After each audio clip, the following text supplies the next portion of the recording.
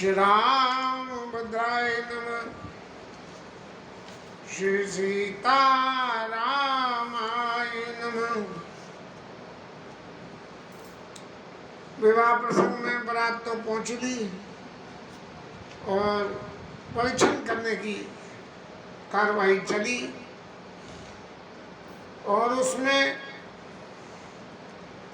यद्यपि सुनैना जी ने धनुष यज्ञ के प्रसंग में कहीं ऐसा तो गोस्वामी जी ने नहीं लिखा कि सुनैना जी अपने राय साहब समेत उस धनुष यज्ञ में विराजमान थी, लेकिन एक प्रसंग कि जब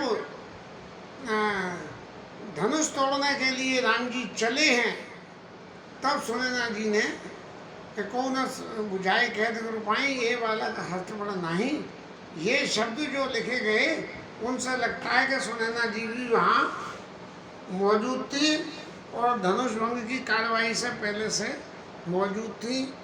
लेकिन वो जो राम जी का दर्शन जो सुनैना जी ने किया था वो राम जी का दर्शन राजा दशरथ के सुपुत्र राम को दर्शन किया था। लेकिन अब जब परीक्षण के लिए आई हैं तब उन्होंने जो दर्शन किया तो वो परीक्षण के लिए दर्शन कौन सा है कि जो सुखवासी तुमना देख राम बरवेश सुन सकें कहीं कलप सत शेष शारदासेश। भगवान राम के वर के वेश को जब विश्वामित्र ऋषि के संग में आए और धनुष यज्ञ के मंडप में विराजमान हुए प्रभु, तो निश्चित रूप से जो आदमी ऋषियों के संग रहेगा उसकी वेशभूषा ऋषियों की सी होगी या उनसे मिलती जुलती हुई होगी। लेकिन जब बरातियों के संग में आए हैं तो वर के वेश में आए होंगे जिसमें आभूषण जिनका जिक्र पहले कल के प्रसंगों में आ चुका है। जगमगा जिन जुनून सोती मणि मानक ले किंतन लगाम लगाम ललित बिलो के सुंदर मुन ठगे। ऐसी बातें जब घोड़े पर बैठ के जब ठाकुर आ रहे हैं तो उनकी जो स्थिति थी उसका तो ये खेल था। अब जब इतना सुंदर दर्शन प्रभु के करे तो उनके नेत्रों में प्रेमाश्रु आ गए, लेकिन उन प्रेमाश्रुओं को रोक लिया। नयन नीराती मंगल जानी और परीक्षण करई मुदित मन रानी। भले ही आंखों में आंसू आ रहे थे लेकिन उनको रोक के और परीक्षण जो है बड़े खुशी मन से गया। वेद विदित कुल आचारो कीन बलि विधि सब व्यवहार। वेदों के हिसाब से लोकाचार के हिसाब से और समय के हिसाब से जो कुछ भी क्रियाकलाप आचार विचार होना था वो सब पूर्ति हुई। ये लोकमत साधु मत वेद मत इन मतों में हर किसी के में कुछ न कुछ थोड़ा सा फर्क है और जीवन में जो मत स्वीकार किया जा सके वो मत सबसे बड़ा मत है। इसलिए उस मत को स्वीकार करने के लिए जो घर परिवार की अलग अलग परंपराएं होती हैं उनको मान्यता दी जाती है। एक होता है लॉ और एक होता है बाई लॉ। लॉ बदलता नहीं है, बाई लॉ बदलते रहते हैं, इसलिए बाई लॉज को मान्यता दी जाती है कि बाई लॉज में अब ये कर दिया है। क्योंकि लॉ को बदलना आसान काम नहीं है और बाई लॉज को हटाने के लिए तो जरा सा बहुमत चाहिए। समाज में जहाँ बहुमत हो जाए, एक ने ऐसा करा बोले भैया फलाने ने ऐसा करा था हम भी ऐसा क्यों न कर लें। और पंच सबद धुनी मंगल गाना पट पामड़े पड़े भी दिन प्रसन्न करने के लिए जो चली है तो पंच शब्द मंगल गाना स्वस्ति न इंद्र बृहस्पति ऐसे मंत्रों का जो है वो जाप होने लगा और पट पामड़े पड़े विधि नाना कपड़े के रास्ते में पैरों चलने के लिए उनके पांव धरती पे नहीं पड़े हैं, इसलिए पट पावड़े एक तरह से कहते हैं ना कि हमने अपनी आपके स्वागत सम्मान के लिए पलकें बिछा दी। अब पलकों को तो पलकें इतनी छोटी छोटी होती हैं, ये कैसे बिछा दी जाए? तो इन पलकें बिछाने के सब्स्टिट्यूशन में पट पावड़े परई विधि नहाना, तरह तरह की वस्तुओं से पाँव में बिछाते। अब आजकल तो एक से एक बढ़िया कारपेट, कालीन और ये चल गए हैं, लेकिन तब तो खास करके स्पेसिफिक आगे आगे जो है बिछाते चलते थे, और पीछे पीछे राजा महाराज, बादशाह महाराज और हमारे दूल्हा राजा जो है चलते थे। और करियारती अरग तिन दीना और राम गवन मंडप तब कीना। भगवान की आरती करी और अर्घ्य दिया। अर्घ्य देने का मतलब होता है कि जो किसी के सम्मान में उस जल पे, उस स्थान पे जहाँ पे वो चल के जा रहे हैं, शुद्धि करने के लिए थोड़े से जल का छींटा लगा देते हैं। जैसे कोई भी ये वैदिक क्रिया कोई भी करने के लिए हाथ में जल लेके ओम पवित्र पवित्र व सर्वावस्थान गतो विवा या स्मृत पुंडरीकाक्ष सब बाह्याभ्यंतर शुचि, ऐसी जो है मंत्र बोला जाता है। तो उसी हिसाब से जो है करियारती अर्घ तिन दीना और राम गमन मंडप तब कीना। भगवान राम ने जो मंडप में गमन किया, मंडप की तरफ चल दिए। और उधर दूसरी तरफ क्या हो रहा है? दशरथ सहिता समाज विराजे विभव विलोकी लोकपति लाए। राजा दशरथ का वैभव अर्घ से आगे हो यही सुरपत ले अर्घ सिंहासन आसन दे। जिनके दशरथ जी का प्रताप ये था कि देवराज इंद्र भी आगे बढ़ के अपने आसन से उतर के राजा दशरथ को अपने पास बिठाने के लिए लेते थे, आधे सिंहासन पे उन्हें बिठा देते थे। ऐसे राजा दशरथ का वैभव का वर्णन तो यह गोस्वामी जी ने ज़्यादा कुछ नहीं किया, लेकिन दशरथ सहित समाज विराजे और विभव विलोक लोकपति लाए। जो दिशाओं की देवता वो सब लाए। कितनी सुंदर मूर्ति है, कितना सुंदर।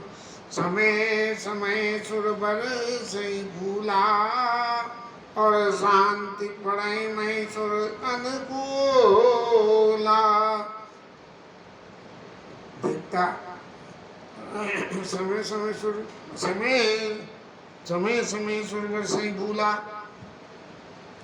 देवता लोगों का एक ही काम है कि बस ऊपर से फूल बरसाते रहो और कुछ मत करो। और ब्राह्मण लोग शांति ओम शांति पाठ कर रहे, ओम जहू अशांत ऋक्षगम शांति पृथ्वी शांति रापा शांति रोशुदया। ये शांत पाठ को पहले मैं ये मन में सोचता था कि ये हर वक्त शांति, हर वक्त शांति। लेकिन शांति हर किसी क्रिया को करने के बाद में शांति होनी चाहिए। यदि एक क्रिया करके शांति नहीं आएगी तो दूसरी क्रिया में मन लगेगा कहाँ से? इसलिए शांति पाठ कर रहे हैं। नव आरु नगर कोलाहल होई और आपन पर कछु सुनाई न कोई। ऐसा नगर में हो अल्लाह हो गया है। जब शादी ब्याह में होता है, आज की तारीख में भी होता है, कुछ लोगों को हल्ला सा करने का शौक होता है, लंबा चौड़ा हल्ला मचाते हैं। अरे जल्दी लाओ भाई, ये क्यों नहीं कर रहे हो, ये क्यों नहीं कर रहे हो? अपने काम से अपनी व्यवस्था से सब लोग इतने व्यस्त हैं, इतने व्यस्त हैं कि किसी को दूसरे की ये चिंता नहीं पड़ रहा है कि चीज़ सुने ही ना कोई। सामने वाला क्या कह रहा है उसे मतलब नहीं है, मुझे क्या काम करना है समझते हैं। ए विधि राम मंडप आए अर्घ देया सन बैठा। इस तरह से सम्मान के साथ भगवान राम जो है विवाह के मंडप में पधारे और अर्घ्य देने के बाद उनको वहाँ विराजमान किया।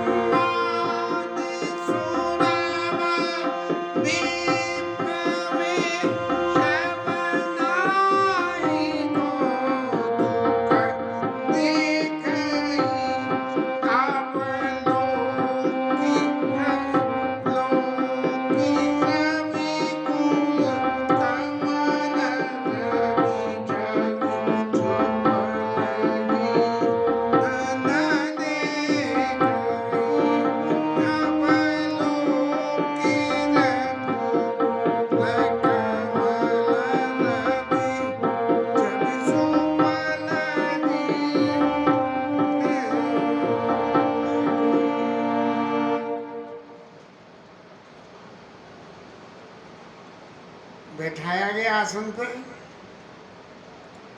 और वर को देख के बहुत सुख हो रहा है इन लोगों को सबको। और आरती करिए, मणि और आभूषण न्यौछावर किए गए और मंगल गान हुआ। आज गान तो याद नहीं आ रहा, नहीं कुछ थोड़ा सा गाँव जा लेते। और ये देवताओं की पत्नियां तो रनिवास में जाके मिल गई और ठाकुर जी के स्वरूप के आनंद देने लगे।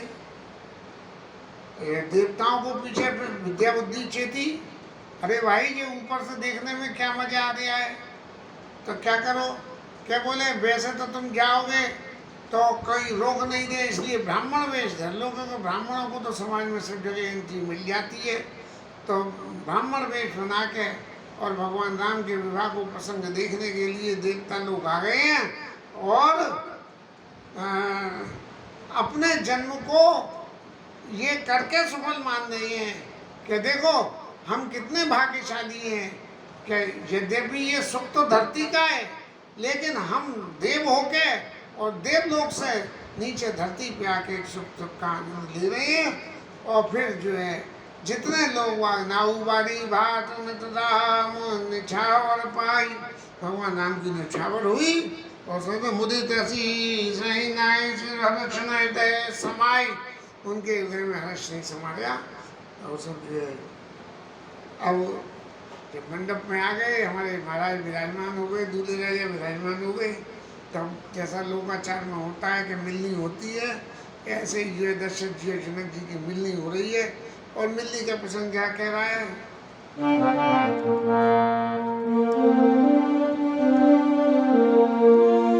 मिले जनक दशरथ अति प्रीति, मिले जनक दशरथ अति प्रीति, कर लो कि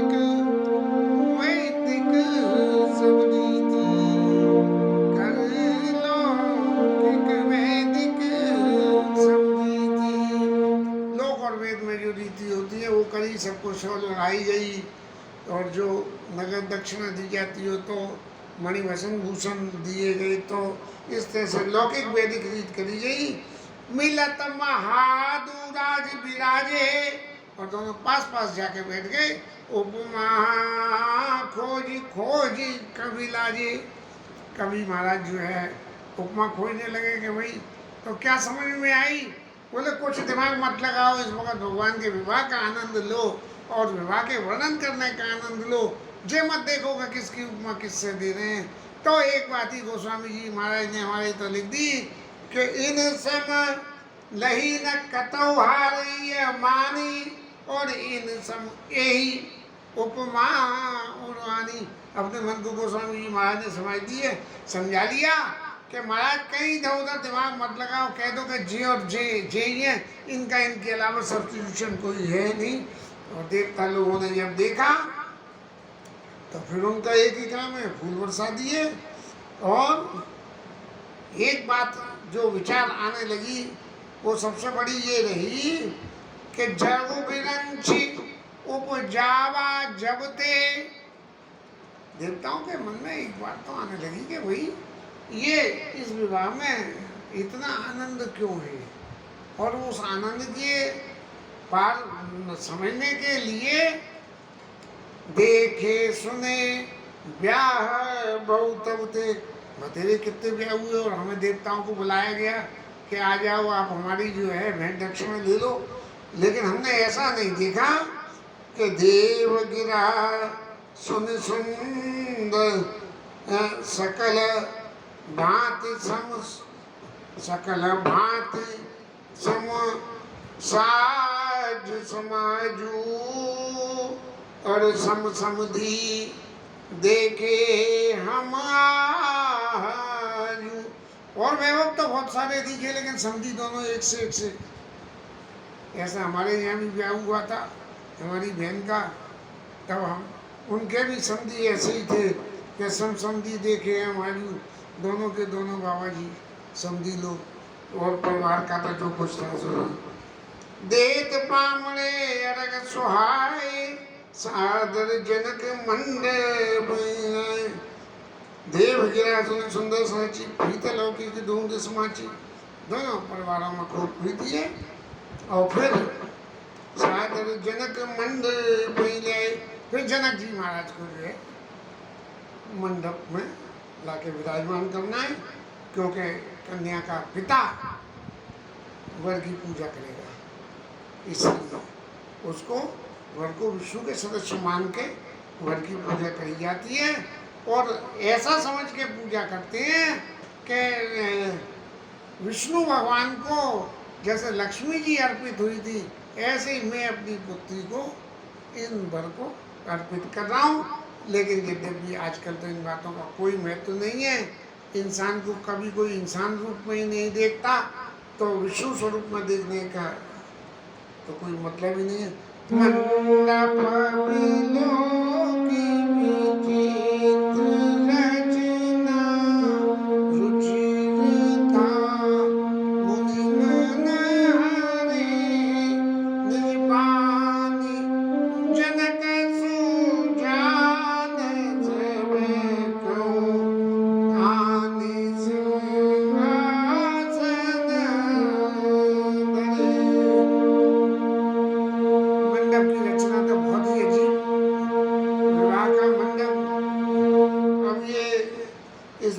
मंडप का तो कितना भी वर्णन करा जाए ये थोड़ा है।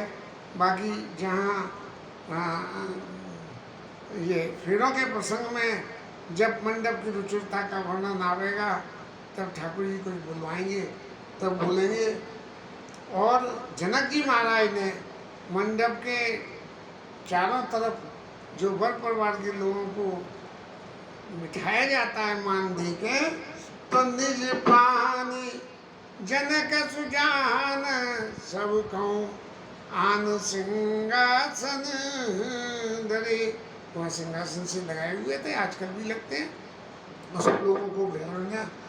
कुल इष्ट सरिस वशिष्ठ पूजे, वशिष्ठ जी महाराज की तो ऐसी पूजा करी कि जैसे वो उनके कुल के इष्ट देवता हो। इतना मान दिया गया। कौशिकई पूजत परम प्रीत गिरीति तो न परे कही। और विश्वामित्र महाराज को ऐसी पूजा करी कि प्रीति की तो कोई रीति नहीं है भैया, बीच वाले की तो हर वक्त नेकी नेकी है। जब संबंध करावे, संबंध की बात शुरू हो और संबंधों के विवाह हो तब तक तो देखिए, और जहाँ विवाह के बाद कुछ साल बाद हुए तो वहाँ ऐसी ऐसी बातें सुनने को आ जाती हैं, अरे भैया फलाने ने काके के जी मेरा संबंध बाके घर में करा दियो, जनक कौन जन्म को मुँह से बदलो ले लियो। अब राम जी के केस में यदि विश्वामित्र जी महाराज को, यद्यपि ये भगवान की लीला है इसलिए कोई दोष नहीं है, लेकिन लौकिक जगत में ऐसी लीला हुई होती कि ब्याह करके और मुनिवत में सहार करके और वे घर से निकल के चले जाएं पुत्री और दामाद, इससे विपरीत अवस्था की क्या बात हो सकती है। लेकिन वो भगवान है इसलिए उनके बारे में कुछ नहीं कह सकते।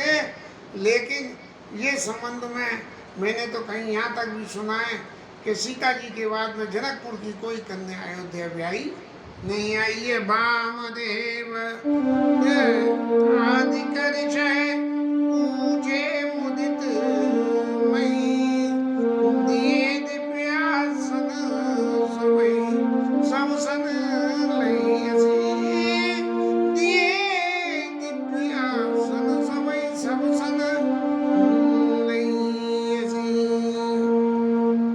सब लोगों से आशीर्वाद लिया गया और वामदेव ऋषि आए और जितने भी ऋषि दशरथ जी के संग में आए थे उन सबकी पूजा करी और सबकी पूजा करके सब लोगों से आशीर्वाद लिया।